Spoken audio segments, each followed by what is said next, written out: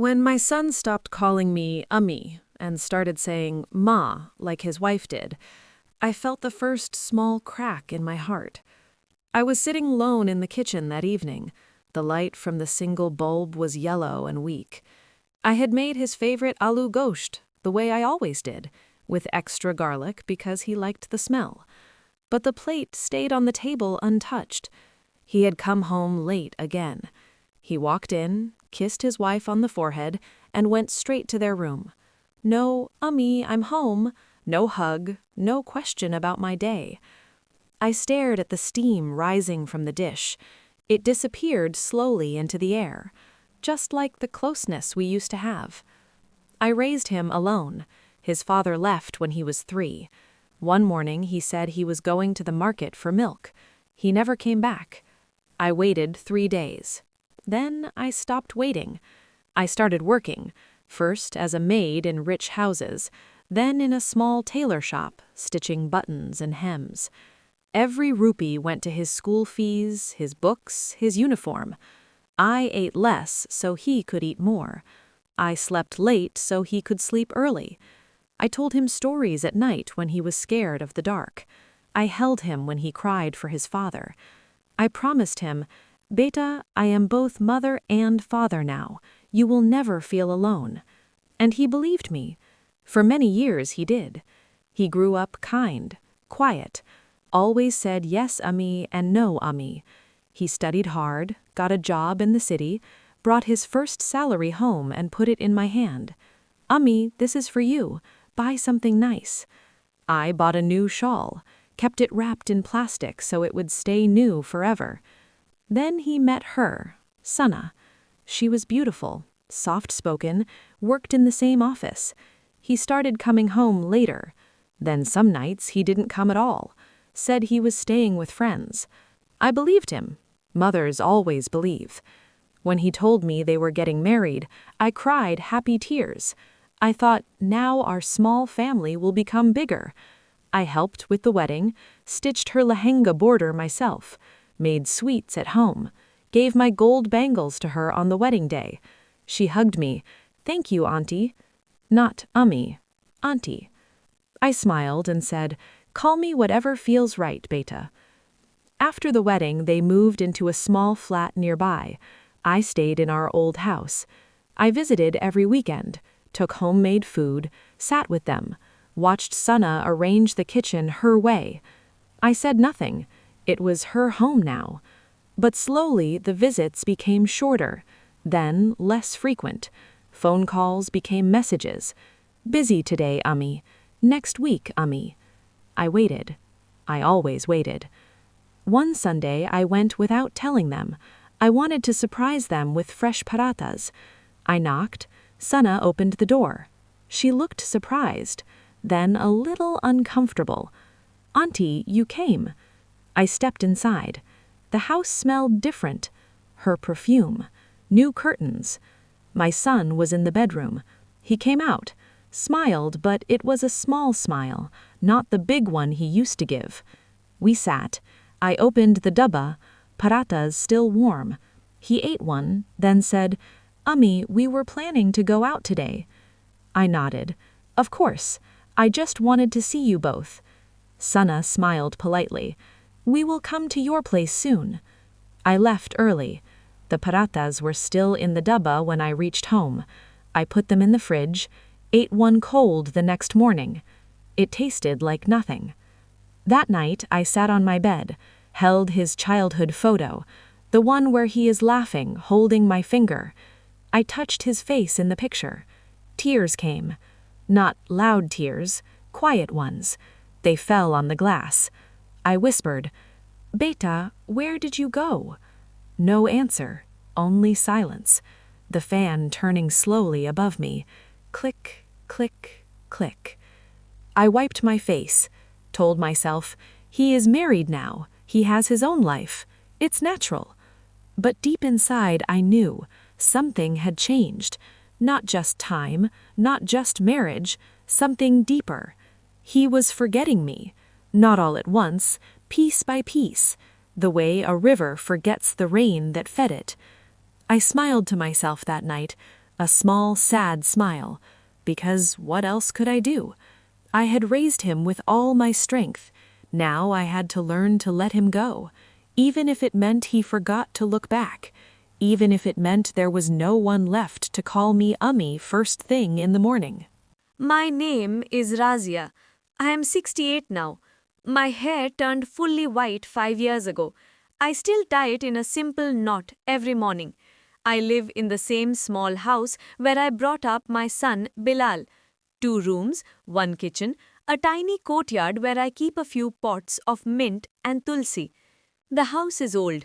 The walls have cracks like thin rivers, but every crack holds a memory. Bilal was my only child. When his father left, Bilal was just 3. He used to ask, Ammi, where is Abbu? I would hold him close and say, Abbu had to go far for work, beta, but Ammi is here, always. I never spoke badly about his father, even though he never sent a single rupee, even though he never called. I wanted Bilal to grow without hate in his heart, so I filled the empty space with love, double love. I worked 2 jobs sometimes, cleaned houses in the morning, stitched clothes in the evening. My fingers had calluses from the needle, but I never complained. Every stitch was for his future. I remember the first time he went to school. He was 5. I bought him a new blue uniform, shoes that were a little big so they would last. I walked him to the gate. He held my dupatta tight. Ammi, don't go. I knelt down, kissed his forehead. I will come back at 3, beta. Be brave. He nodded, went inside. I stood outside the gate till the bell rang. Then I walked home slowly. My chest felt empty but proud too. He was a good student, always first or second in class. Teacher said, Razia ji, your son is very intelligent. I smiled and said, he works hard. But inside I thought, no, he just wants to make Ammi happy. Evenings were our time. I would cook whatever he liked, sometimes dal chawal, sometimes chicken, if I had saved enough. We ate sitting on the charpai in the courtyard. He told me everything. Who fought in class, who shared tiffin with him, what the teacher said. I listened, really listened, because that was all I could give him, my full attention. At night I told him stories, not from books, from my village days. How my mother taught me to make roti on an open chulha. How my father walked miles to bring salt from the market. Bilal listened with big eyes. Then he would say, Ammi, when I grow up, I will buy you a big house with a garden and a fridge. I laughed softly. Beta, I just need you close. That's enough. Years passed. He finished school, then college. I sold my mother's old gold chain to pay his fees. He cried when he found out. Ammi, why didn't you tell me? I said, because a mother doesn't count the cost when it's for her child. He got a job in Lahore. Good company, decent salary. The first time he came home with money, he bought me a new sari, pink, with small golden flowers. I wore it once, then folded it back, kept it safe. He said, Ammi, wear it more. You look nice. I smiled. Beta, it's too good for daily wear. Then he told me about Sana. She's good, Ammi, kind, smart. I listened, asked simple questions. What does she do? Where is her family? He answered everything. I could hear the happiness in his voice. I felt happy too, a little scared too, but mostly happy. The wedding was simple. We didn't have much, but I made sure everything was clean and nice. I cooked for the guests myself. Sana's family came from Faisalabad. They were polite. Sana touched my feet. Auntie, duaएं de. I blessed her. Beta, you are my daughter now. After marriage, they took a flat in the same city, not far, 15 minutes by rickshaw. I visited often, took food, helped Sana settle the kitchen, showed her how Bilal liked his tea, strong, with elaichi. She learned quickly. She was gentle, always said thank you. At first, everything felt warm. We ate together sometimes. Bilal still called me Ammi, still hugged me when I came. Sana called me Auntie, but with respect. I thought, this is good, family is growing. But slowly, things shifted. Small things.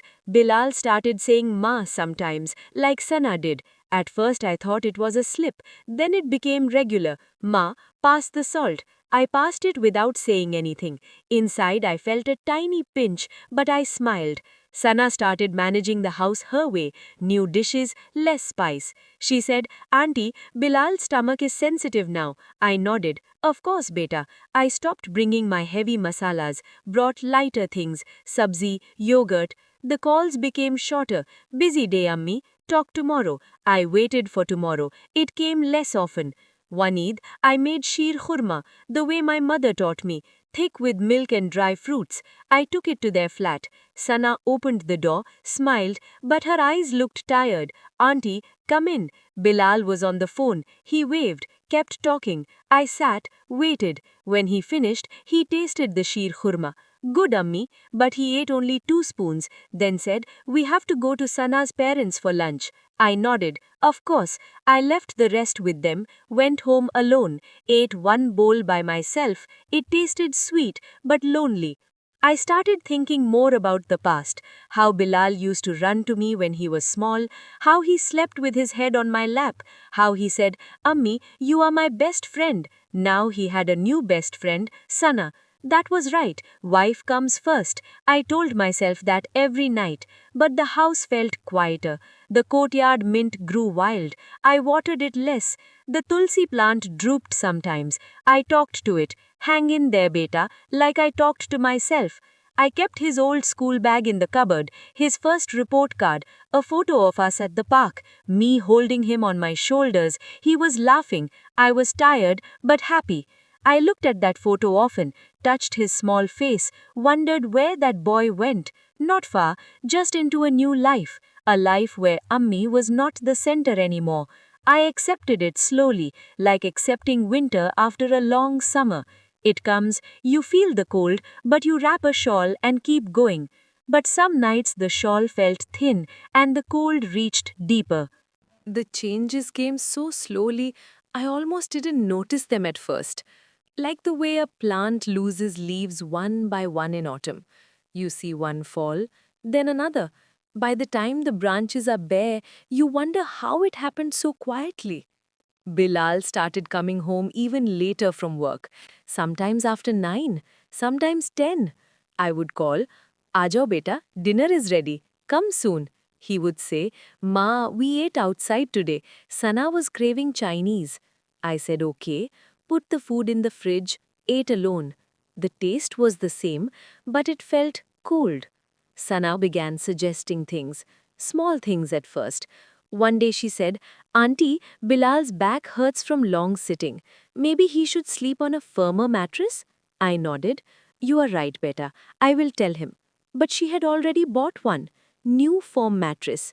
They changed the bed. Bilal said it helped. I was happy for him. But I wondered why they didn't ask me first. I had massaged his back many nights when he was young. I knew how to press the right spots. I never said it out loud. Another time she said, Auntie, we are trying to eat healthier now. Less oil, less ghee. I started cooking with less ghee. My hands felt strange, measuring half the amount I always used. Bilal used to love the shine of ghee on his paratha. Now he said, Good ma, this is better for us. I smiled, but inside I felt something shrink. The phone calls changed too. He used to call every evening, even if just for 2 minutes. Ammi, how was your day? Now the calls came once in 3 days, then once a week. When I called him, he sounded busy. Ma, in a meeting. Ma, Sana is not well. Ma, we're out with friends. I stopped calling first. I waited. Waiting hurts more than silence sometimes. One weekend, I went to their flat unannounced again. I took a small tiffin of kheer, freshly made, still warm. I knocked. Sana opened. She looked a little surprised. Auntie, you came? I stepped in. Bilal was on the sofa, phone in hand. He looked up. Ma, you here? His voice was soft, but not excited. I sat, opened the tiffin, kheer with extra almonds, the way he liked. He took 1 spoon, then said, Ma, we just had lunch, heavy one. Sana added, We are watching our diet. I closed the tiffin, kept it on the table, said, It's okay, you can have it later. They talked about their week, new project at office, Sana's new course online. I listened, nodded, smiled, but I felt like a guest in their conversation, not part of it. When I got up to leave, Bilal said, "Ma, you stay a little." But his eyes were on the phone again. I said, "No, beta, you rest. I will come another day." On the rickshaw ride home, I looked out at the streets. People walking, children playing, families together. I thought about how Bilal and I used to walk these same streets, hand in hand. He would point at everything. "Ammi, look, balloon. Ammi, ice cream." I bought him one every time I could. Now he had someone else to walk with, someone else to buy ice cream for. That was how it should be. But why did it feel like I was being replaced? The misunderstandings grew, not big fights, just quiet differences. One day I suggested, "Beta, take Bilal to the doctor. His cough is not going." Sana said, "Auntie, we already went. Doctor gave medicine." I said, "Okay," but I had seen him cough for weeks. I wanted to make haldi doodh for him, the way I did when he was small. I didn't offer. I was afraid she would say no. Another time, Bilal had fever. I went with soup, chicken yakhni. He was in bed. Sana was taking care. She said thank you, but she kept the soup in the kitchen. Later, Bilal told me, "Ma, Sana made khichdi. It was light, good for fever." I understood. Her way was different. I stepped back. I started feeling small in their world, like a shadow that used to be bright, now fading. One evening I sat in my courtyard, watered the mint. It smelled fresh. I remembered how Bilal used to pick leaves and chew them, said it tasted like jungle. I smiled at the memory, but the smile hurt. I went inside, opened the cupboard, took out his old school bag. Inside, his first prize certificate, a small drawing he made of me, stick figure with long hair, big smile. He wrote below, "My Ammi best." I held it. Tears came again.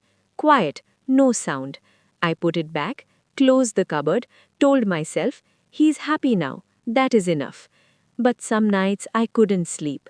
I lay on the charpai, looked at the ceiling, fan turning, click, click. I thought about all the years I gave, all the nights I stayed awake for him, all the meals I skipped, all the dreams I put aside. And now, he didn't even ask how I was. Not angry, just sad. A deep, slow sadness, like a river that has lost its flow.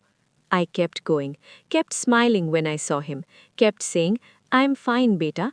But inside I felt the distance grow, wider, deeper, and I didn't know how to cross it.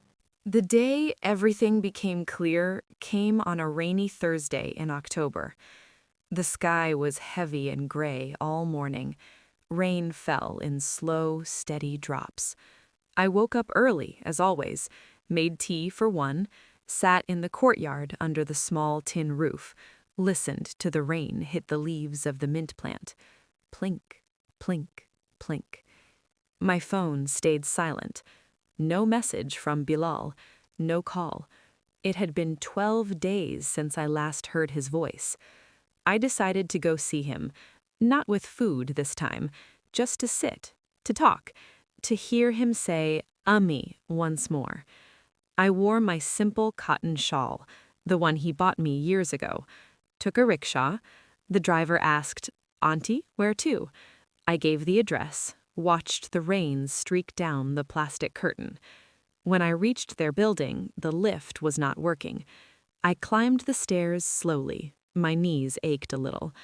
I knocked on the door, softly. Sana opened it. She looked surprised again, but this time her face was different, tired, a little tense. "Auntie, come in." I stepped inside. The house smelled of coffee, not tea. Bilal was in the living room, sitting on the sofa, laptop on his lap. He looked up. "Ma, you came." His voice was flat. Not happy, not angry, just surprised.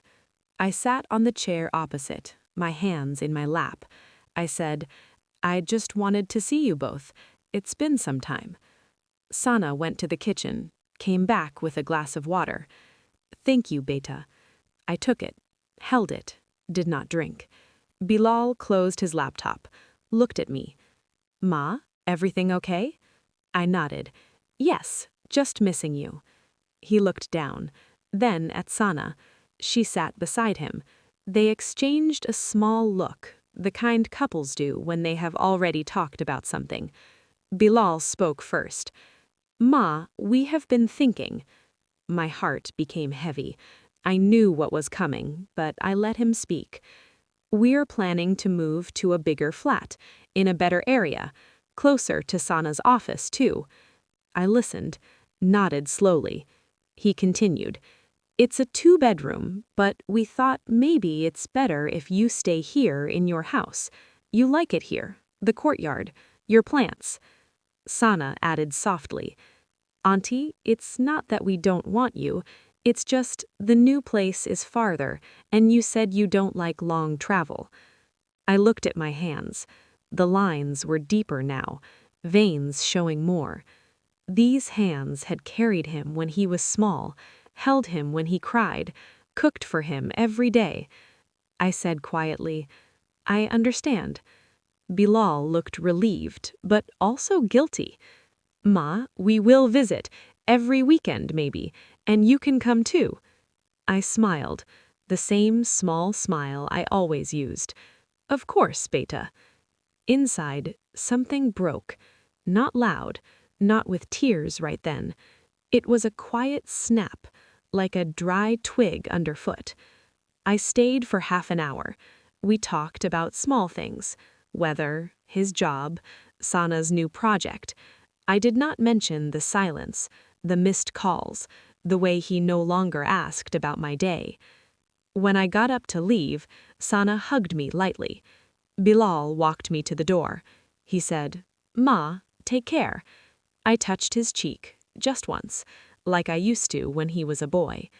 You too, beta. The rickshaw ride back was long, rain heavier now. I sat looking out, water running down the sides. My shawl got wet at the edges. I did not mind. When I reached home, the house felt different, smaller, emptier. I went to the courtyard, stood in the rain for a minute, let it fall on my face, mixed with the tears that finally came. Quiet tears, no sound. I went inside, sat on the charpai, took out his childhood photo again, held it close, spoke to it. Beta, I raised you with everything I had. Now you have your own life, and I have to find mine again. That night I could not sleep. I lay there thinking, remembering every moment. The first time he called me Ummi, the night he had high fever and I sat beside him wiping his forehead. The day he got his job and ran home to tell me. The wedding day when he touched my feet and said, Thank you, Ummi, for everything. All those moments were real. They happened. No one could take them. But now, he had forgotten to look back. Not because he was bad, not because he did not love me, because life pulls you forward. Marriage, wife, new home, new routines, new priorities. And mothers are left holding the old memories. The turning point was not the words they said, it was the moment I accepted them. I accepted that the boy I raised was now a man, with his own family, his own world, and in that world, there was no daily place for Ummi anymore. I cried that night, not for long, not loudly, just enough to let the pain breathe. Then I wiped my face, looked at the ceiling, the fan still turning. Click, click. I whispered, Okay, Allah, if this is your plan, I accept it. The next morning the rain had stopped. Sun came through the window, weak, but there. I made tea, 1 cup, sat in the courtyard, looked at the mint plant. It was still green, still growing. I touched a leaf, said softly, We will be okay. The loss was real now, deep, clear. There was no one left to call me first thing, no one to say, Ummi, I'm home. But I was still here, still breathing, still loving, even from far away, even in silence. After that rainy Thursday, the days felt different. Not empty, not broken, just quieter. I stopped waiting for the phone to ring, stopped looking at the gate every evening. I started filling my time with small things, things that belonged only to me now. The first morning after, I woke at my usual time, made 1 cup of tea, sat in the courtyard longer than before. The mint leaves were fresh after the rain. I picked a few, crushed them between my fingers, smelled the sharp green smell. It reminded me of Bilal when he was small, but the memory did not hurt as much today. It felt softer, like an old blanket you fold carefully and put away. I watered the tulsi plant. It had new leaves, small and bright. I spoke to it quietly. "You are doing well, beta." I smiled at myself, talking to plants, but it felt good, like someone was listening. I began going to the small masjid nearby every Fajr. Not every day at first, then more often. The Imam was kind, an old man with a gentle voice. He knew my story without me telling much. One day after prayer, he said, "Razia Baji, Allah takes some closeness to give other kinds." I nodded. Tears came again, but they were different, not heavy, light, like release. I started meeting other women in the neighborhood, widows mostly, some with grown children far away. We sat in the afternoon sometimes, drank chai from small steel glasses, shared stories. One auntie said, "My son calls once a month now, but when he does, it feels like a gift." I listened, felt less alone. Weeks passed. Bilal called one evening. His voice was careful. "Ma, how are you?" I said, "I am well, beta. How are you both?" We talked for 10 minutes. About his work, about Sana's new job. I did not ask why he had not called sooner. I just listened. When we finished, he said, "Ma, we will come this weekend." I said, "Whenever you can." They came on Sunday. Bilal carried a small bag of fruits. Sana brought sweets from a new shop. We sat in the courtyard. The sun was warm, not hot. Bilal looked around. "Ma, the mint is growing well." I smiled. "Yes, it likes the rain." Sana helped me make tea. We stood in the kitchen side by side. She said softly, "Auntie, I'm sorry if we hurt you." I looked at her. Her eyes were honest. I touched her hand. "Beta, you did what was right for your home. I understand now." We drank tea together. Bilal told stories from work. Sana laughed at something he said. I watched them. They looked happy, truly happy. And that made my heart lighter. Before leaving, Bilal hugged me, longer than before. "Ma, I love you." I held him, felt his heartbeat, like when he was a boy. "I love you too, beta, always." They left. The house became quiet again, but this time the quiet felt peaceful, not lonely. I began to visit them sometimes, not often, once every 2 weeks. I called first, asked if it was okay. They always said yes. I took small things, a jar of achar, some homemade mathri, not too much, just enough to share. Sana started calling me more. "Ma, how is your back today?" She called me Ma now, not auntie. It happened slowly. One day she said it naturally. I did not point it out. I just felt warm inside. Bilal sent photos sometimes, of them at a park, of a new plant they bought, of food Sana cooked. I saved them on my phone, looked at them before sleeping, smiled. I realized something important. Love does not disappear when distance grows. It changes, becomes calls instead of daily hugs, becomes visits instead of every meal together, becomes small messages instead of long talks. I forgave him. Not that he asked for forgiveness, but I forgave the forgetting, because he was not forgetting me on purpose. He was building his life, and mothers are supposed to let them build, even if it means stepping back. I forgave myself too, for holding on too tightly sometimes, for feeling hurt when he chose his wife's way, for thinking I was being replaced. I was not replaced. I was just moving to a different place in his heart, a quieter corner, but still there. One evening I sat with his childhood photo again. I touched it, said, "Beta, thank you for letting me raise you. Thank you for the years you needed me. Now go live your life fully. I will be here, watching from far, loving from far." I put the photo back carefully, closed the drawer. It did not feel like goodbye. It felt like peace. My days became simple: waking, prayer, tea, courtyard, small walks to the market, talking to neighbors, reading old Urdu novels sometimes, the ones with yellow pages. I cooked for myself, small portions, but I enjoyed the taste again. Sometimes I missed him sharply, like a sudden wind, but the ache passed quicker now. I breathed through it, told myself, he's happy, that is enough. And it was. One day Bilal called unexpectedly. Ma, Sana is pregnant. His voice was soft, happy, scared. I felt tears come, happy tears. Beta, Mubarak ho.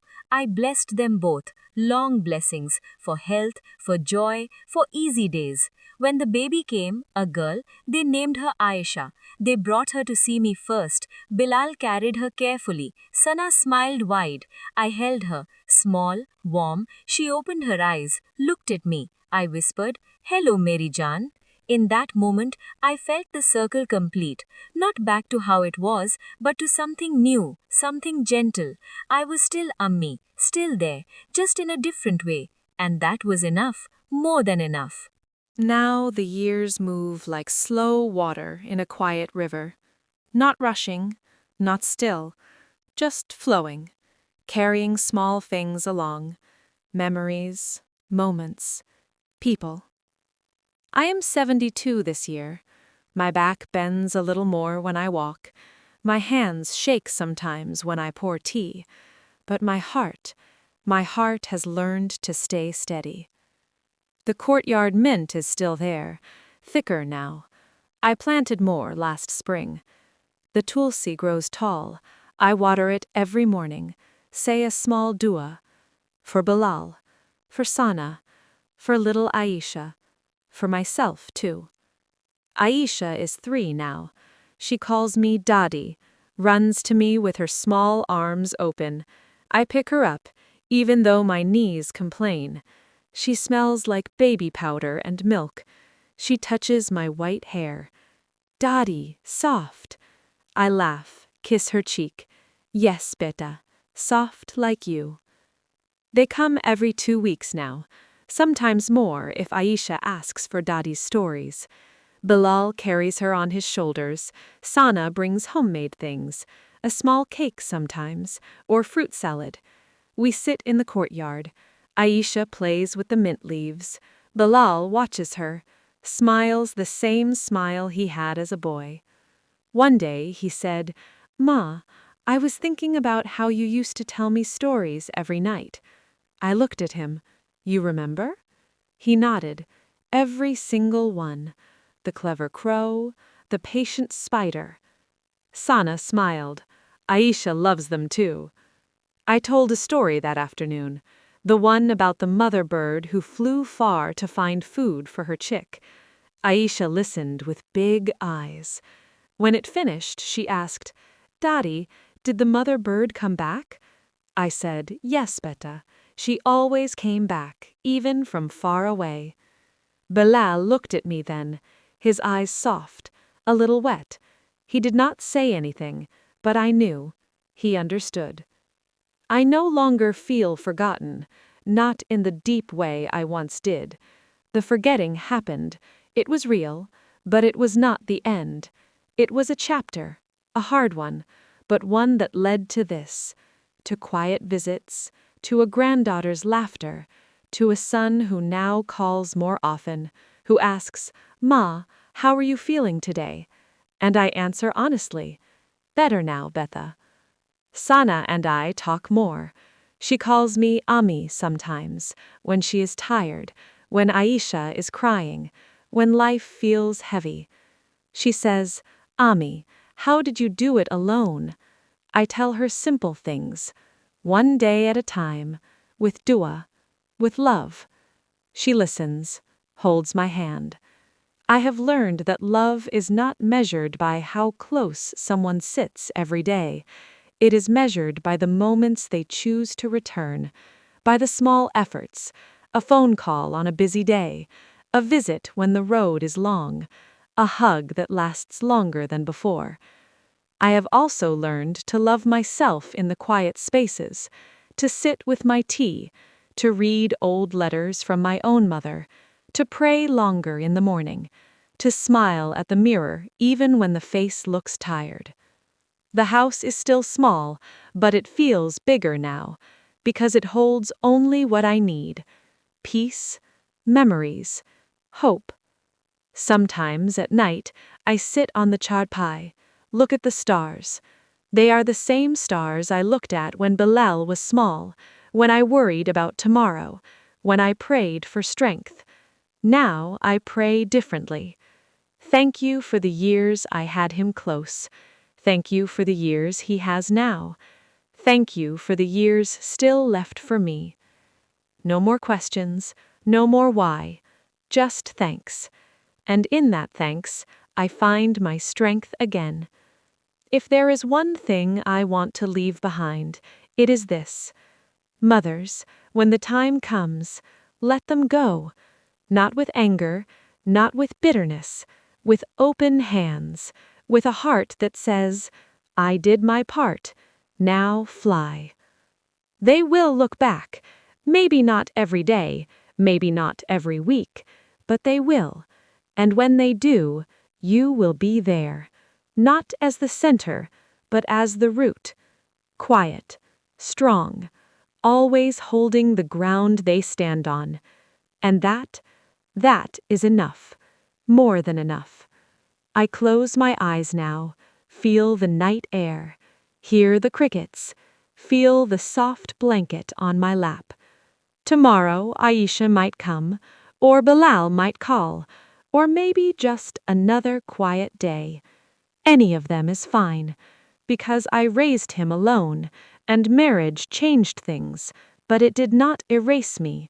It just gave me a new place, a gentler place, a place where love arrives in visits and stays in the heart forever. Good night, Betha. Wherever you are, Ami is here, always.